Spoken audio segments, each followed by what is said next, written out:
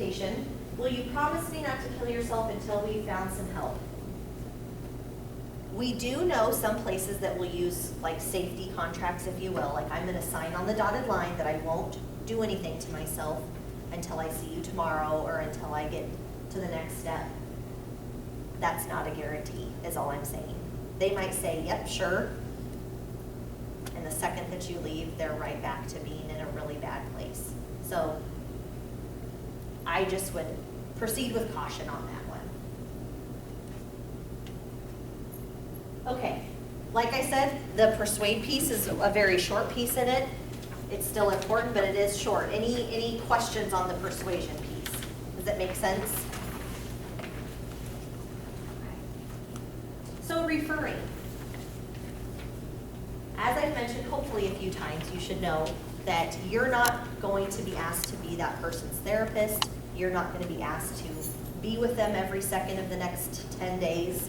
That's not a responsibility that falls on you.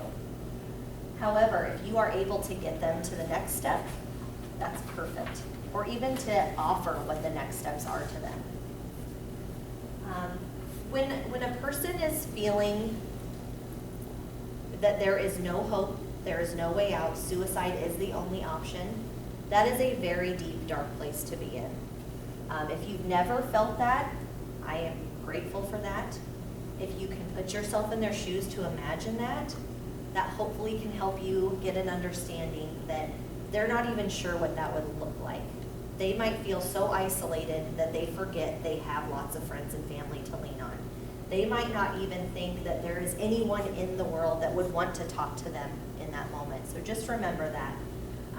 So we know people who have tons of support and we think, well, why aren't they using their family or their friends? They would get them help for sure. They don't think about that in those moments. So you can offer that up. When we go to refer them, making sure that they are reminded of that.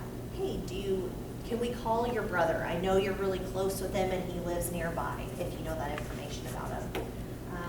Have you ever seen a counselor? Do you have a counselor in town? I could call them for you. Can you walk with me to HR's office so we can get Continuum's number? We often will talk with folks. HR office, the person is right there. We put them on speakerphone and we talk about options. Sometimes that's driving them to our office. Sometimes we say go straight to Brian. We talk it through. Getting some kind of commitment from them. Again, you're just asking like, hey, this is really important. There is help out there for you. Make sure you're offering that hope piece to them. If they're not willing to go right there in that moment, they're not willing to get in the car with you to go to the hospital, they're not willing to go to HR's office or talk with a therapist, you can always give them the information. Here is a pamphlet. If you're not comfortable with that, but you think they need more immediate help, like we said earlier with the question, get them to somebody that can. So maybe it is, if their risk is high enough, they've said, yes, I'm thinking about it, but they refuse to go anywhere with you, stay with them. If they run out of the building you're in, call law enforcement. The police are not bad people. They are there to help in those moments. That's usually my last resort when folks call me and say, what can we do with this person? Okay, are they right there with you? No. Where are they? Well, they're at their house. Has anyone gotten their eyes on them yet? Sometimes coworkers will drive to that person's house to check on them, but law enforcement is there to do a welfare check. They do that all the time, and it's part of their job too to help assess and drive that person to the hospital if they need to. We have what's called emergency protective custody that folks can be put under where they're taken to the hospital. I always say last resort because I know I personally wouldn't want to be put in the backseat of a cop car if I was struggling with some depression and thinking about suicide. But if it keeps that person safe, it's an option. Okay, before I go into some specifics, is this all making sense, the process that we're talking about today? Asking the question, kind of opening that door, persuading that person to know that there's help out there and to get that help, and then refer them to the next step. Any questions about any of those so far? we are pretty fortunate here in the Lincoln area. We have great resources. We have Bryan West Hospital over on 17th and South has an emergency mental health department. They used to call it, I think, the triage unit, but it is the emergency mental health unit now.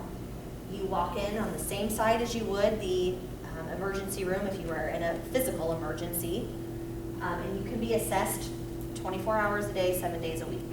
You don't need to call ahead of time. You can walk right in. I will usually call if a person's in my office. I'll call and say, hey, we're going to send somebody over, but you do not have to. You can walk right in. They will assess and decide if a person does meet criteria to stay inpatient. So when I say that, that means they usually have to be actively suicidal, like they have a plan and they have the means to carry out that plan. So they're going to keep them there out of their own safety and protection. But it's also an intervention. Any of these, all of the things we are talking about all along are an intervention. Whether it's just to get them thinking about talking to a counselor, or maybe it's thinking about using their supports more often, or all the way up to being inpatient in a hospital. They're all good interventions for folks. So you have that resource there. There's also crisis lines. We have some pretty cool things these days as we are progressing with technology.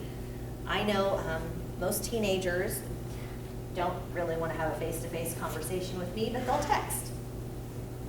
They'll do something on the internet. We have that capability now, and you have all these numbers in front of you. We also have the suicide hotline that you see on there, the top one there, the 800-273-TALK. When you get to that menu, if you press 1, that's specifically for veterans. So they get to talk with someone who is a veteran, a fellow veteran. So that's another option. If you know that person is maybe struggling with maybe some post-traumatic stress disorder or something related to that, and that would be an in, they would feel more comfortable with that. And just on a side note, we do have a vet center here in town. If they're not okay with using VA services, because we know there's some stigma with that, there's a vet center that is free to military men and women and their families. So again, if you ever want more resources on that, give us a call. This is the big one, just the National Suicide Prevention Lifeline. I see magnets all over with this information on there, but they have folks 24/7 that you can talk to. So this might be something that you would refer someone to if they're not willing to talk with you, or you've decided, this is kind of where my piece ends, but I've given you this resource. We talked about this one already, the hospital. And this is just a little reminder for folks. Since almost all efforts to persuade someone to live instead of attempt suicide will be met with agreement and relief, don't hesitate to get involved or take the lead. You simply asking someone how they're doing and showing care and concern can be all that they need. I realize that there are times when it's not that simple, but the majority of the times are. So that's in your favor as a coworker, as a community member, as a parent.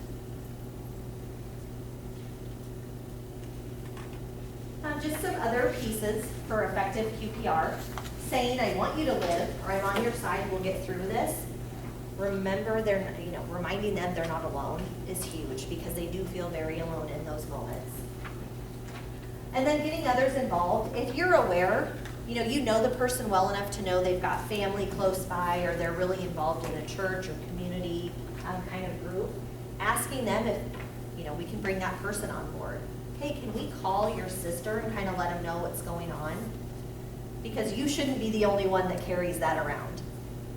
And you want to make sure that they have some additional supports too.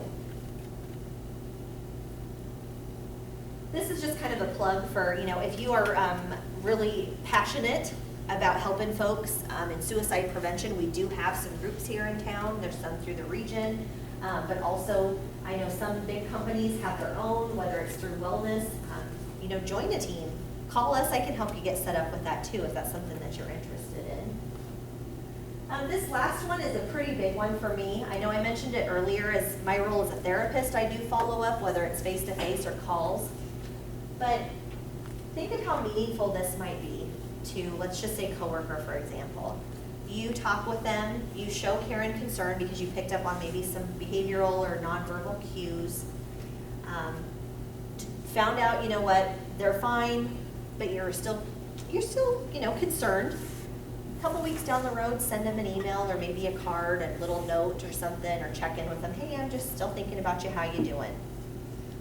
If you could just think of how good do you feel when you get a thank you in the mail from someone after you did something nice for them? Unfortunately, that's kind of a lost art these days, but I still write thank yous. I know I'm big on them. So, just think about how that can impact that person. Hey, they still care. And maybe that's also given them enough time to think about, you know what, yeah, I do think I want to go see a counselor. All right, I can help you.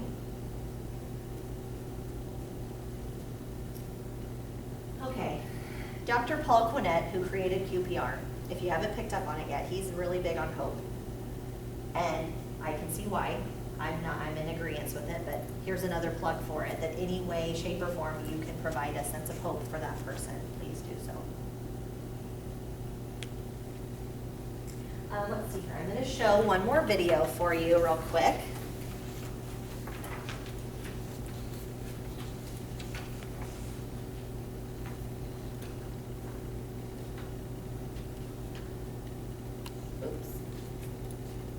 This was put out by the Mayo Clinic.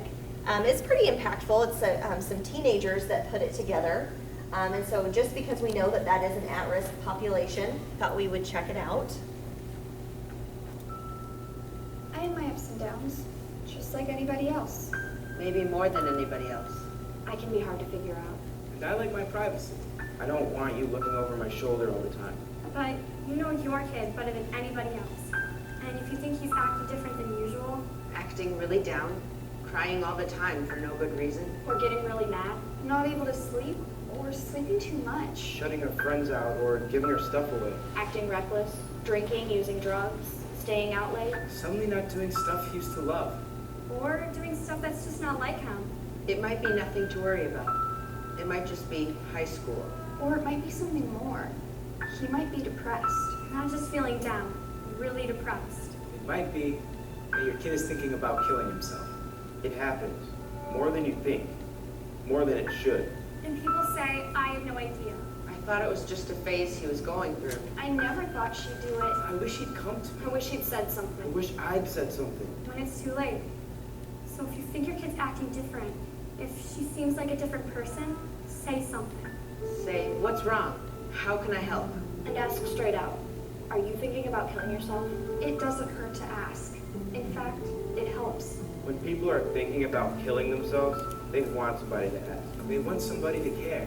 Maybe you're afraid you'll make it worse if you ask. Like, you'll put the idea in their head. Believe me, it doesn't work that way. It doesn't hurt to ask. In fact, the best way to keep a teenager from killing herself is to ask, are you thinking about killing yourself? And what if they say yes? Or maybe. Or sometimes, Well, here's what you don't say. that's crazy. Don't be such a drama You're queen. making too much of this. That boy's not worth killing himself over. That's not going to solve anything. You're just trying to get attention. You're not going to kill yourself. What you do say is, I'm sorry you're feeling so bad. How can I help? We'll get through this together. Let's keep you safe. a lot of people think about killing themselves. Adults and kids. Most of them never try it, but some of them do. So if your kid says, I'd be better off dead. I can't live with this. I'm gonna kill myself, take her seriously. Find someone she can talk to about it. Someone who knows how to help.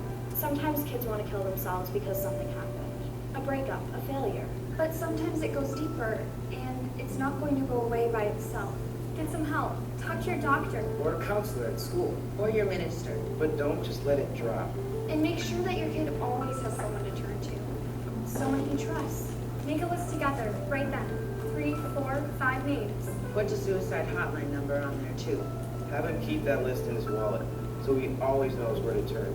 Make sure your home is safe. If you have pills she could use to hurt herself, lock them up. If you have a gun, just lock it up. Get it out of the house. Bullets, too. And one more thing. If you think your kid might be about to hurt himself, don't leave him alone. Take him to the emergency room. Call 911 if you have to. We all have our ups and downs, but sometimes it's more than that. If you think something's wrong, the only way to find out is to ask. Ask straight out. Are you thinking about killing yourself?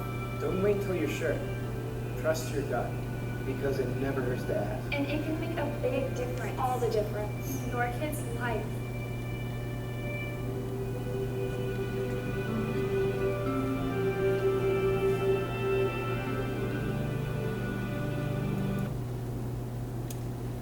So obviously this was focused on teens, but as we've been talking, everything they said applies to all ages. So that's something I thought this was a very powerful video, especially coming from kids. Because of time's sake, I think the best thing we can do with our last 15, 20 minutes or so is just kind of do some more talking about some statistics, also being able to answer any questions you have. I sometimes go through scenarios and have folks practice, but we usually like to have an extra 45 minutes or so to do that. But if there is ever a time where you would want to work on that just more individually, like to be more prepared to have those conversations because of whatever position you're in at work, or because you do that often in your personal life, don't hesitate to call us and come in to do that. We definitely can go over that. I'm going to pass these out too, just before I forget. I want you to have these magnets and cards, again with the QPR stuff. Not very good at judging numbers here, so just pass them on back if you wouldn't mind.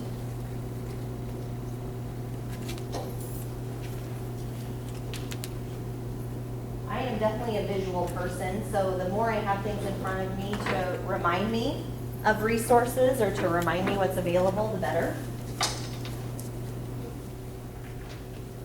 So something that, maybe you stick this on the fridge at home, or maybe it's on your filing cabinet at work, somewhere where you can access it. It's got all the numbers on it as well.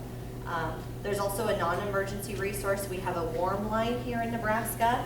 So maybe you're not in imminent danger, but you want to talk to somebody, that's on there too.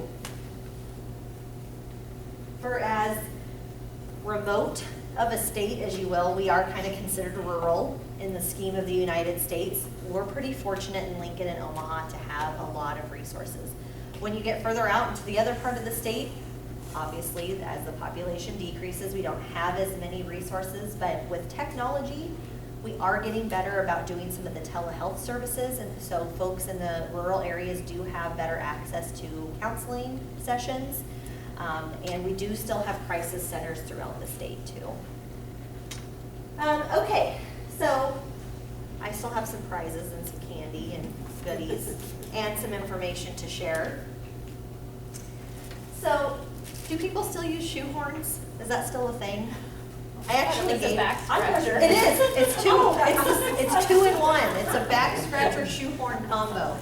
So I actually took these someplace, and someone was like, "What is that?" I'm like, "It's a shoehorn." You might So be confused and not know which one to use.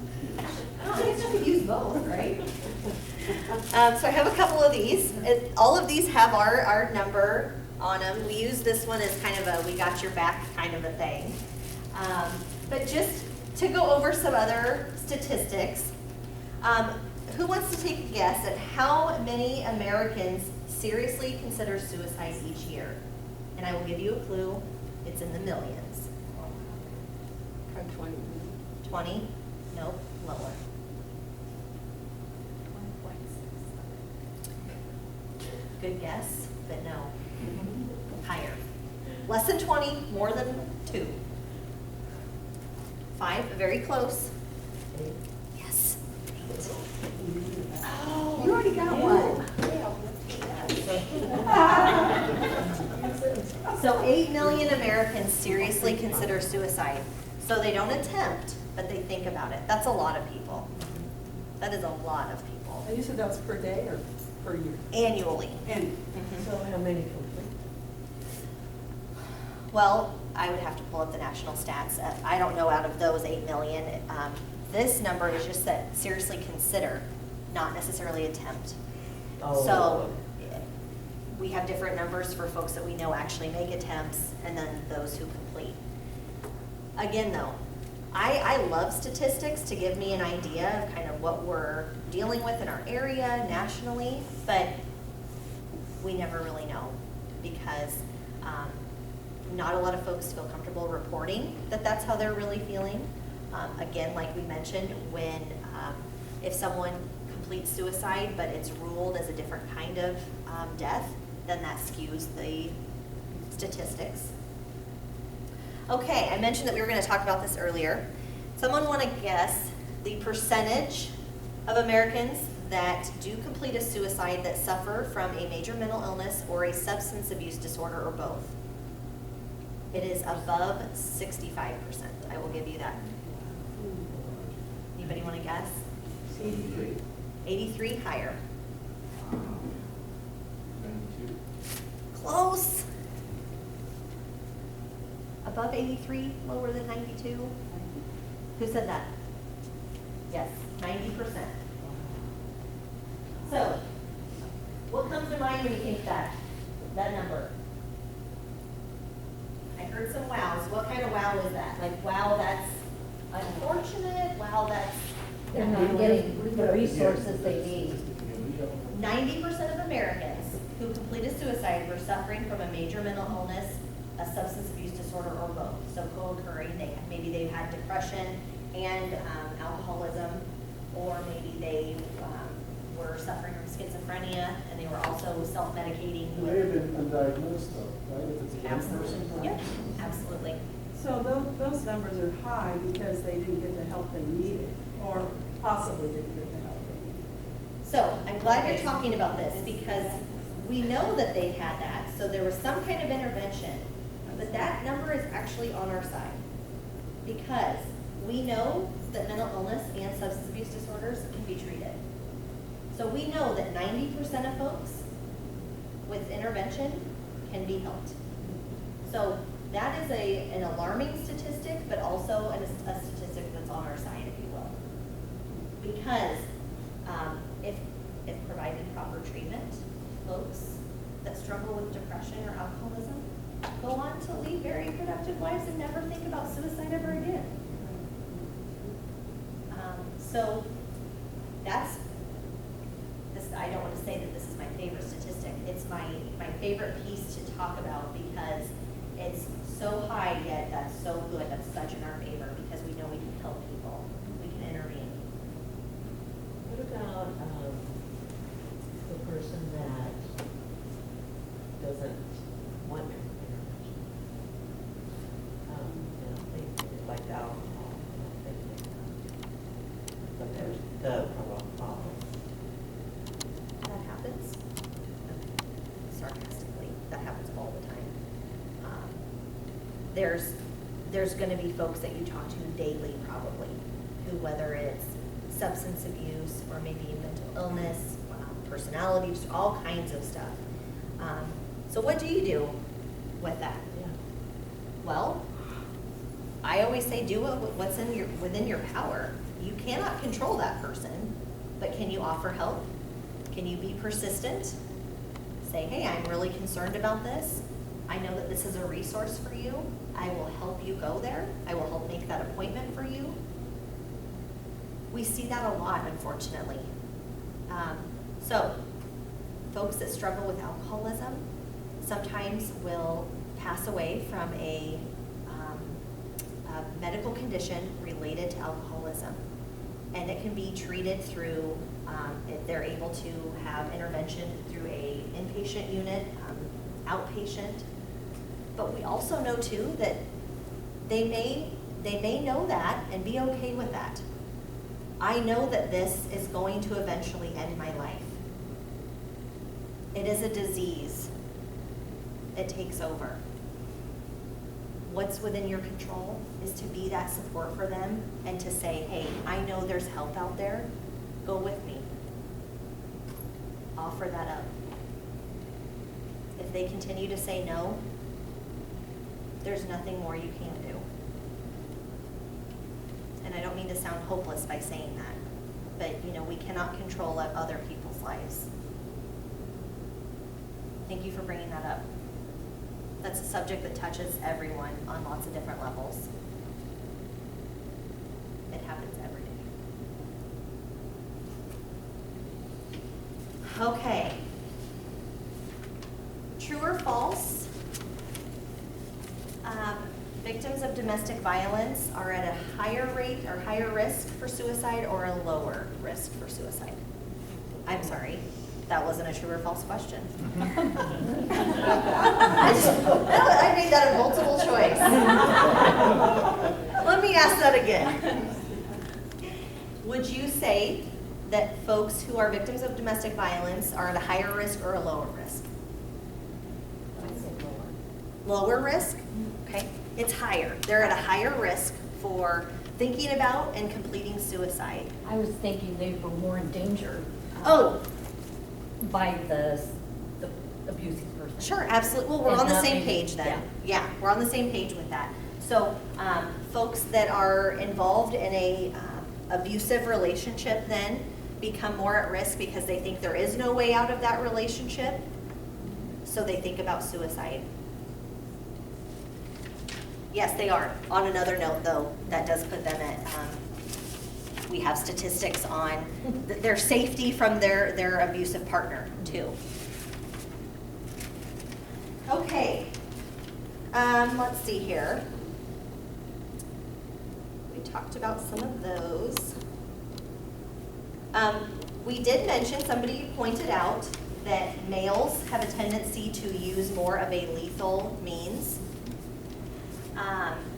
What percentage would you say of males use a firearm? What percentage would you put to that? 70. Oh, 89. very close, 79.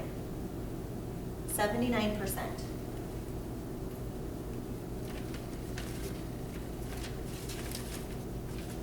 See if I have any other ones that we haven't gone over yet. A lot of you have pointed out several of these.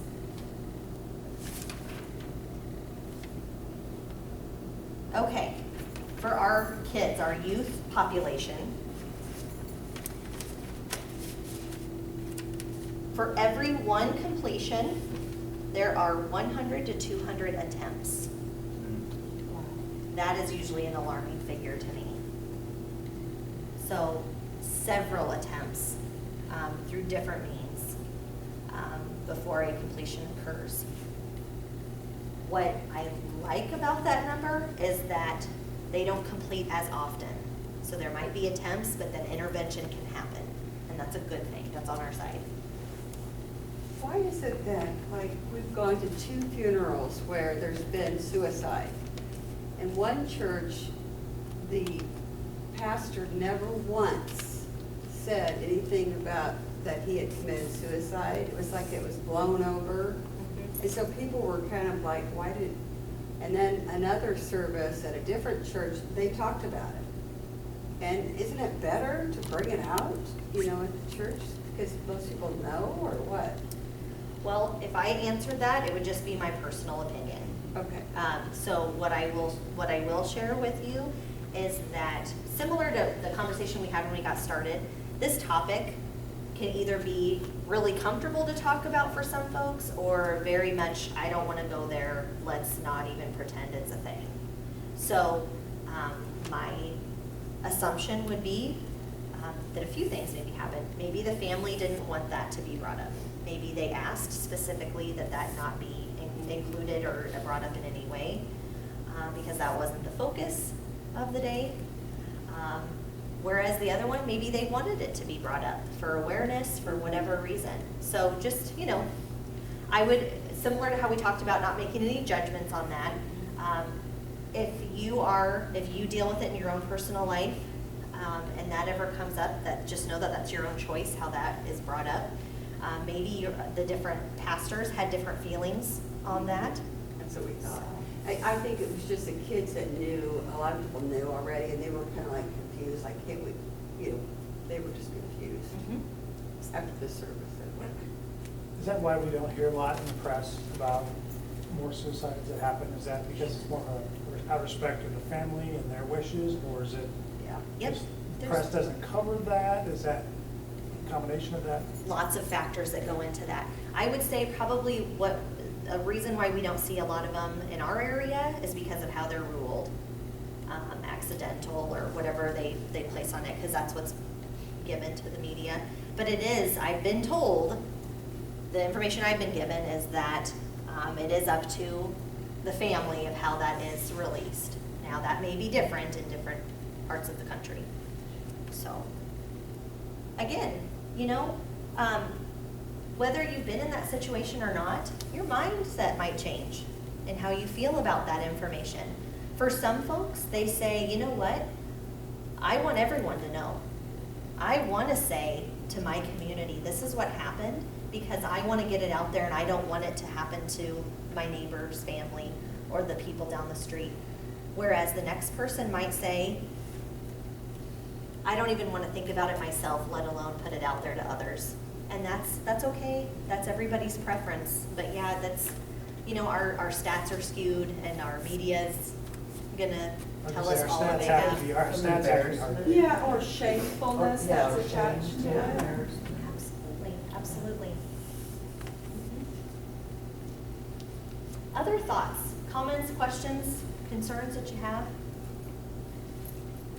Well, young people, if they're talking to their friends and they're thinking their friend might commit suicide, will they pass it on to the parents or not necessarily? We've seen both. So, you know, depending on their relationship, if they think, oh, I can't tell because that's my good friend and I'm not gonna betray their trust, or they might say, you know what, my friend really is in danger, I'm telling mom, I'm telling dad, I'm telling their mom and dad, or whatever that looks like. We've seen both. I absolutely think that's a conversation that you have with your kids. I'm glad you said that. A lot of things we've discussed today, maybe put some thoughts into your mind. Whether it's that you have kids at home, or maybe you have grown kids, maybe you have other relatives, or maybe you just, you know, you're involved in an area where you talk with lots of different folks for different reasons. Maybe today helped you to say, you know what, I'm gonna bring that up. We're gonna have a conversation, or maybe you have and you just wanna elaborate on it, or have a reminder. Hey, don't forget, you know, we know that we have all these resources. If you're ever feeling like you wanna talk to somebody, let me know. Whatever that sounds like. So many times we think that we want people to know that we're a support. We want our kids to feel like they can come to us.